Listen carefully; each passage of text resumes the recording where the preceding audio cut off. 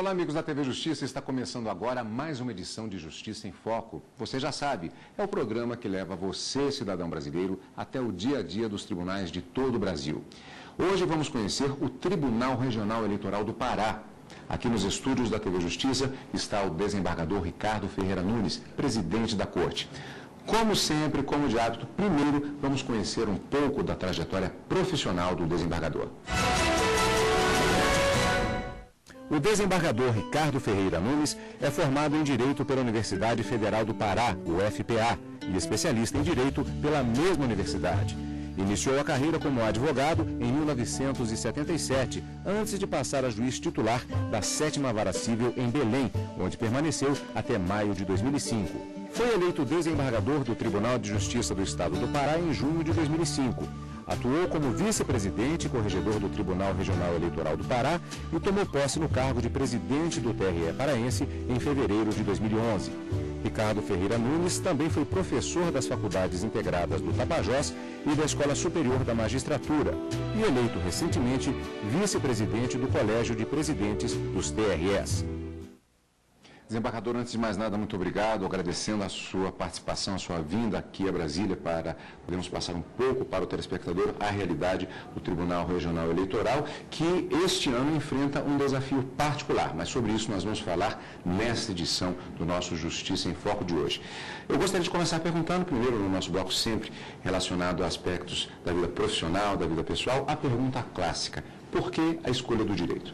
Nós é que agradecemos a oportunidade e direto a sua pergunta. Desde pequeno eu me interessei pelo direito porque tinha um parente que era advogado e naquela oportunidade os escritórios eram em casa, né? E uma certa vez eu perguntei para o meu pai por que aquela pessoa tinha tantas pessoas na casa dele. Aí o pai me falou assim: olha, ele é uma pessoa muito importante, ele é advogado. Eu era garoto, 13 anos, 14 anos, eu digo: não, você é advogado. E consegui, graças a Deus, realizar esse sonho. Nesse meio tempo não teve nenhuma intenção de fazer um desvio, de ser engenheiro, né? Não, eu foquei nesse objetivo de ser advogado, tanto que eu fiz o meu clássico, né? Eu fiz o clássico e fiz o vestibular em 1974 para Direito, não houve nenhum desvio. Advoguei até 85, quando me submeti ao concurso público para juiz de Direito. Agora, desembargador, eu peço permissão para aqui fazer uma pequena brincadeira, então. O desvio em relação a esse objetivo, em relação ao direito, ele aconteceu, então, um pouco depois, porque quando já era advogado, então, se tornou juiz. Foi por uma opção pessoal, uma admiração pela carreira, uma influência familiar? Como foi justamente esse caminho até a magistratura? Bom, acho que foram duas coisas. Foi uma admiração à carreira, né? E depois uma influência familiar, já que meu irmão já tinha se submetido a um concurso público e passou o concurso para juiz em 79. E a partir daí eu passei a estudar mais ainda. Em 85 eu fiz o concurso para juiz e passei e adoro a minha atividade como magistrado. Agora, uma questão que nós acompanhamos aqui no Justiça em Foco, inclusive, é que é muito comum, por exemplo, uma pessoa que segue a carreira de Direito e faz um concurso, ou mesmo vai advogar em uma unidade da federação totalmente diferente. Existe uma necessidade de adaptação, às vezes até com a própria família. No seu caso, o desembargador já é da região norte, de Manaus, e já trabalha já há algum tempo, inclusive é formado como vimos na reportagem, pela Universidade Federal do Pará e atua na região. Isso foi um elemento que facilitou, de alguma forma, o desempenho das funções? Bom, eu saí de Manaus em 1970, eu tinha 14, 15 anos quando eu saí de Manaus. Então, a minha vida toda, a partir daí, foi em Belém do Pará. Né? E na minha adolescência, minha juventude, foi em Belém do Pará. Então, não houve nenhum tipo de desafio para adaptar a nossa região, uma região que eu já conhecia, entendeu? Então eu não tive nenhum tipo de problema em relação a essa adaptação. Para o advogado, falar é muito importante. Para o professor também, o desempenho das duas funções. Bom, o professor tem que ter uma característica importante, né, que é a didática. É saber transmitir conhecimentos ao aluno, né? Já o advogado é mais diferente, o advogado ele procura convencer ao juiz, o promotor da sua tese, a tese que ele está defendendo. Já o professor, a responsabilidade é muito grande de saber transmitir o conhecimento aos alunos. Agora, a lei é uma só, mas existem questões específicas culturalmente falando. É diferente a atuação do advogado no estado do Pará especificamente, e mesmo os debates, eles ocorrem, existe alguma marca registrada da população do Norte, dos advogados do Norte? É possível separar nesse sentido? Eu penso que não. Nós temos a Universidade Federal do Pará e outras universidades estaduais, particulares, como CESUPA, a UNAM, a FACE, e lá são excelentes profissionais, né? Nós temos até mesmo na carreira do Ministério Público, na carreira do Judiciário, né? Vários profissionais que saíram dessas instituições, que são profissionais brilhantes. Eu acho que tudo depende de cada profissional. Não basta só você sair da universidade, você tem que continuar se dedicando aos estudos, então isso faz a diferença. Em qualquer local da federação, o estudo faz a diferença para qualquer profissional, seja ele da área do direito, seja ele da área da engenharia, seja ele da área do jornalismo, da medicina. Então o estudo faz a diferença. Ele sai da universidade, mas ele tem que continuar estudando para que ele seja reconhecido de alguma forma, e que faça diferença, na verdade. A vantagem no estado do Pará, particularmente em Belém, é que nós temos a possibilidade de, depois da sessão, tomar um belo de um açaí. No caso, desembargador, uma outra questão específica a respeito da justiça eleitoral. Eu gostaria que o senhor nos falasse um pouco a respeito desse caminho, agora já na magistratura, rumo à justiça eleitoral, que é onde o desembargador está hoje. Pois é, eu na justiça eleitoral exerci todas as funções, Eu fui juiz de zona, fui juiz da capital, fui juiz auxiliar, fui juiz da corte na classe de juízes, fui juiz na corte na classe de desembargadores. E nós temos uma característica importante, que é a justiça eleitoral como um todo, de ter uma eleição transparente, de ter uma eleição segura, de garantir que o nosso eleitor ele vote de forma independente, de forma responsável. Eu acho que essa é a característica principal da nossa justiça eleitoral, Ter uma eleição transparente, uma eleição agora com a urna eletrônica, uma eleição séria, que serve de exemplo para o mundo todo. Pois é, nós temos várias perguntas exatamente a respeito da justiça eleitoral, particularmente no estado do Pará, que tem uma perspectiva de um momento histórico. E sobre isso nós vamos conversar no nosso programa de hoje, daqui a pouquinho, já fazendo um perfil do eleitor no estado do Pará.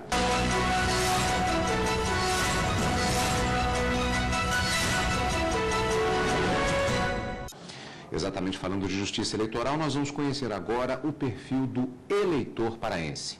4.836.039 eleitores paraenses irão às urnas no segundo domingo de dezembro, dia 11, para decidir sobre a divisão do Pará e a criação de 2 novos estados na federação. Quem é o eleitor paraense que vai decidir sobre a proposta de criação dos estados de Carajás e Tapajós? A maior parte do eleitorado paraense não completou o ensino fundamental, quase 2 milhões de pessoas. Segundo dados de outubro deste ano, divulgados pelo Tribunal Superior Eleitoral, 930 mil pessoas no estado informaram que sabem ler e escrever. Outras 770 mil não completaram o ensino médio. Pouco mais de 89 mil eleitores paraenses concluíram o ensino superior, mostra a estatística do TSE. Desembargador, portanto, um momento histórico, na medida que é a primeira vez que haverá um plebiscito, justamente para se decidir sobre essa divisão, essa possível divisão, ou não, vai ser a decisão justamente dos eleitores paraenses, dos cidadãos paraenses. Qual a perspectiva do tribunal em relação a esse processo que já está acontecendo? Pois sim, quando em maio, 29 de maio, se não me falha a memória, o Congresso expediu o decreto legislativo 136 para a eventual criação do estado do Carajás. E em junho, o Congresso expediu o decreto 137 para a eventual criação do estado do Tapajós. O TRE do Pará passou a se programar, passou a fazer seu planejamento para enfrentar esse desafio, que é, na verdade, o primeiro plebiscito, como você bem falou, na história do país, para dividir dessa forma dividir o estado do Pará em mais 2 estados, né? Então, nós passamos com o apoio do TSE a trabalhar nesse sentido, né? Então, o Tribunal Regional Eleitoral, junto com os seus juízes, funcionários, representantes do Ministério Público e servidores e requisitados, enfim, nós passamos a trabalhar em cima desse objetivo de fazer um plebiscito tranquilo, um plebiscito onde a população tenha condições de ter acesso às informações, né, através das propagandas que estão sendo veiculadas, e que no dia 11 de dezembro ele vote de forma tranquila, de forma consciente, manifestando a sua vontade, a sua opinião a respeito da divisão ou não do Estado do Pará. Há alguma diferença em relação aos processos eleitorais que acontecem já tradicionalmente, ou o eleitor paraense ele está com uma perspectiva diferenciada? Como é o clima no Estado do Pará nesse momento? Essa pergunta é muito importante. Eu sempre coloco isso, porque nós vamos, neste plebiscito, definir os destinos do Estado do Pará. Nós não estamos falando de uma eleição de 4 anos. Nós não estamos falando de uma eleição para escolher o governador do Estado, o senador do Estado, um prefeito, um vereador, um deputado. Nós vamos decidir sobre a divisão do Estado do Pará. Então, é esse foco que o eleitor paraense tem que estar bem atento, e aproveito a oportunidade para conclamar a todos os eleitores do Pará, que compareçam às sessões eleitorais e manifestem sua vontade. Cada estado tem características próprias, particularmente no que se refere à administração de um pleito, né? No caso específico aqui, a Justiça Eleitoral. Por exemplo, locais de difícil acesso. É uma característica a necessidade de se levar, mesmo sendo a urna eletrônica, a própria para essas localidades. Como é que está a organização nesse sentido? Pois é, o estado do Pará é um estado continental, né? E nós temos regiões de difícil acesso. Tanto que nós estamos, no nosso planejamento, nós colocamos 277 pontos de transmissão nesses locais de difícil acesso, para que o resultado das eleições, o resultado do plebiscito, seja divulgado no tempo mais rápido possível.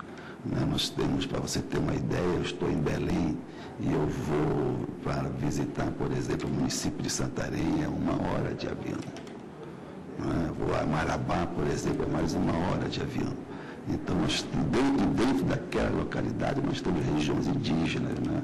Nós temos regiões de difícil acesso, e que o Tribunal se programou junto com o TSE, e nós estamos colocando nesses locais, são 277 pontos de transmissão, você já vê aí o universo do difícil acesso nessa região, né? E nós estamos confiantes de que tudo vai dar certo. Existe alguma expectativa no sentido do comparecimento da população às urnas, inclusive comparando com as eleições anteriores, com outras eleições que já aconteceram no Estado? Pois é, nós vamos ter um feriado no meio do plebiscito, dia 8 de dezembro. É por isso que eu volto à resposta anterior, que eu conclamo o povo, o eleitor paraense, para essa responsabilidade histórica. É o primeiro plebiscito na história do país que vai definir a divisão de um Estado. Então, que o eleitor paraense tenha consciência dessa responsabilidade, que não é uma eleição de 4 anos, volto a repetir, é uma eleição que vai definir os destinos do Estado. Então, que ele compareça maciçamente às urnas, manifeste a sua opinião pela divisão não, mas que ele compareça, que ele seja responsável nesse sentido. E eu tenho certeza absoluta que o eleitor paraense é responsável, é cívico, e ele vai participar deste plebiscito. Desembargador, eu gostaria de falar um pouco a respeito da história desta corte, que está agora, portanto, capitaneando esse processo importante que definirá não apenas os destinos do Estado, mas com repercussão na própria história da nação. Esta corte tem um papel histórico na medida que está exatamente na expectativa do plebiscito que decidirá sobre a divisão ou não do Estado do Pará em mais 2 estados. Vamos conhecer agora a história desta corte, Tribunal Regional Eleitoral do Estado do Pará. O Tribunal Regional Eleitoral do Pará foi instalado em 6 de junho de 1945. Na sessão de instalação do TRE, foi nomeada uma comissão para dividir a região em zonas eleitorais. Em março de 1972, o tribunal funcionava provisoriamente em prédio cedido pelo governo do estado, um casarão antigo na rua Senador Manuel Barata, construído no século XIX. No dia 5 de março de 1976, foi inaugurada a sede definitiva. No prédio moderno funciona o Tribunal Regional Eleitoral do Pará, além das zonas eleitorais de Belém, capital do estado. Hoje, o tribunal enfrenta um desafio e preside a realização do primeiro plebiscito brasileiro para a criação de 2 novos estados. Desembargador, são vários anos de currículo, digamos assim, do Tribunal Regional Eleitoral do Estado do Pará, passando inclusive por períodos diferenciados em relação aos processos eleitorais. Democracia se aprende fazendo, portanto é importante esse período histórico que desemboca agora exatamente nesse processo de decisão por plebiscito da divisão do Estado, possível divisão do Estado. Pois é, então o TRE do Pará, ele é de 45, como foi falado na reportagem, tem 66 anos, e nesse período até a presente data o Tribunal Regional Eleitoral tem dado a sua resposta, né? Quer antes da urna eletrônica ou após a urna eletrônica. Então, nós estamos presentes nas eleições, né, com os nossos juízes, nossos funcionários, nossos servidores, e tenho certeza absoluta que o Tribunal Regional Eleitoral do Pará contribuiu e contribui decisivamente para o fortalecimento do Estado Democrático de Direito. No âmbito do Brasil, nas últimas eleições, o Tribunal Superior Eleitoral vem divulgando a totalização dos votos de uma maneira cada vez mais célere, particularmente pelo impacto da tecnologia. Considerando as dificuldades do Estado do Pará em relação, como falamos no primeiro bloco, ao envio das urnas a comunidades distantes, existe uma expectativa que está para ser cumprida? Como é a avaliação que é feita nesse sentido? Pois é, nós somos um Estado continental, como eu falei, nós temos diversas regiões de difícil acesso. Nós montamos toda a nossa estratégia tecnológica para que esse resultado seja divulgado no tempo mais rápido possível, né? Eu não gosto de falar em hora, Cadu, eu não gosto, mas eu sempre digo que nós pretendemos divulgar o resultado do plebiscito no tempo mais rápido possível. Até porque nós trabalhamos com máquina, com satélite, isso depende também de clima, das intempéries, das climáticas, né? E espero que no dia 11 de dezembro isso não ocorra, até porque esse plebiscito está ocorrendo fora da nossa data tradicional, né? Nós temos a eleição em outubro, o segundo turno, né? E nós vamos fazer um plebiscito em dezembro. É uma outra realidade climática na região, né? Então, que isso está sendo alertado aos juízes, aos funcionários, para que essa programação, esse planejamento também seja adaptado a esse período de dezembro. Então, eu creio que, com a ajuda tecnológica, como nós já falamos, o resultado do plebiscito seja o mais rápido possível, mas eu não quero colocar hora para se terminar. Creio que seja o mais rápido possível, nós estamos trabalhando em cima disso. Houve a necessidade de algum tipo de preparação específica para os votos nas comunidades indígenas? As comunidades indígenas nós fizemos um planejamento diferente, né? A estratégia é diferente, nós precisamos de aeronaves, nós precisamos de helicóptero, né? E isso o Tribunal Regional Eleitoral, com a ajuda do TSE, nós fizemos todo esse trabalho, e o trabalho está sendo feito a contento. As disputas eleitorais normalmente são marcadas por paixões, e no estado do Pará também não é diferente, às vezes as disputas são bastante acirradas, na verdade. No caso específico, embora eu já tenha perguntado no bloco anterior a respeito de como está o clima no estado, mas eu faço uma pergunta mais específica nesse caso, que é o seguinte: nós não temos uma disputa partidária, é um sim ou um não relativo à divisão do estado. O eleitorado está preparado para aceitar o resultado qualquer que seja, na opinião do TRE? Olha, eu penso que sim.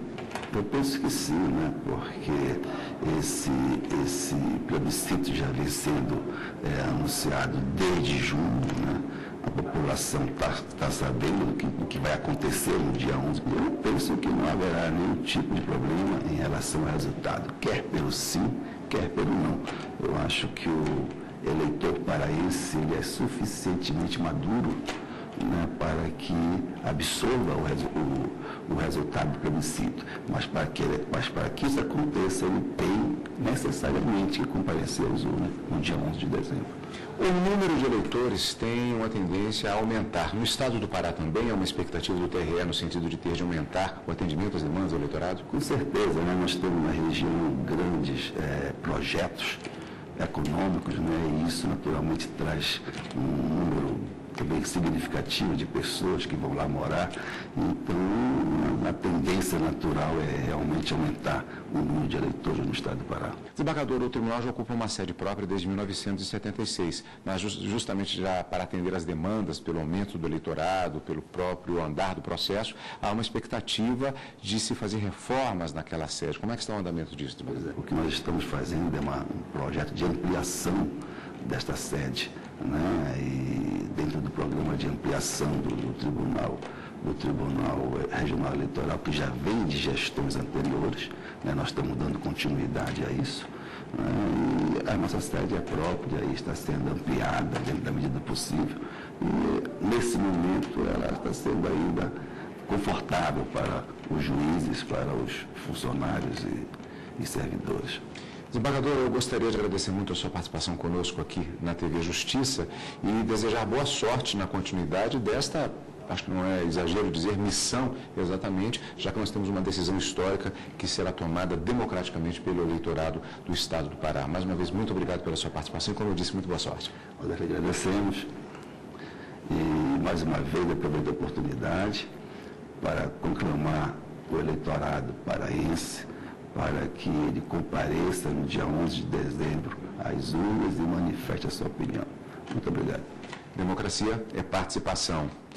Agradeço a sua participação por estar conosco aqui na TV Justiça. Na próxima semana tem mais uma edição de Justiça em Foco. Continue aqui, na TV Justiça.